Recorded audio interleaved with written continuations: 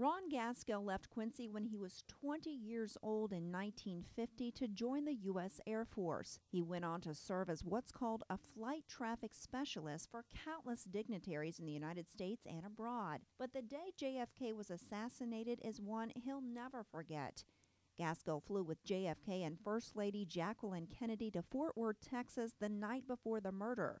Gaskill remembers the details before and during their flight from Fort Worth to Dallas on the morning of November 22, 1963. And that morning, President Kennedy came over to the table and telling us how he was being bored waiting for Jackie to get her stuff together so they could go out and talk to the public in front of the hotel. Gaskill says he served cookies and milk to the Kennedys on the flight to Dallas. He ended up keeping the plates used for the couple's last snack aboard Air Force One. I have them hanging up in my front room at home. Between Fort Worth and Dallas, was there any premonition at all that something bad's getting ready to happen? No, none whatsoever. Not the one thing. It was just all a happy, beautiful morning.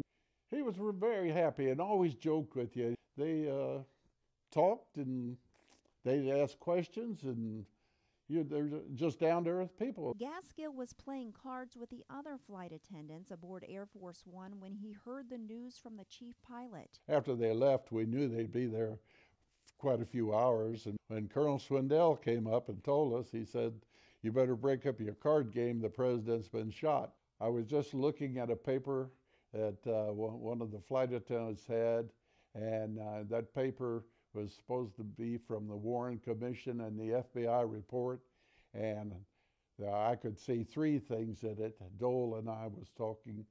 Dole Whitehead was a flight attendant with me, and we seen things that wasn't like what they had in the report. From Dallas, Texas, the flash, apparently official, President Kennedy died at 1 p.m.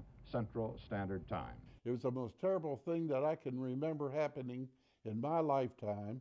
He says these seats had to be removed from Air Force One to make room for the presidential casket, and he'll never forget Jackie Kennedy on the flight back to Washington, D.C. Jackie showed up. She had all the blood on her, and she wouldn't wash it off, and stood back there by the body for a little bit. She didn't say much at all, except she was just bewildered. She just was almost like a mummy walking around. I never in my lifetime ever thought that I would be with the president when he was shot, when I left Quincy anyway.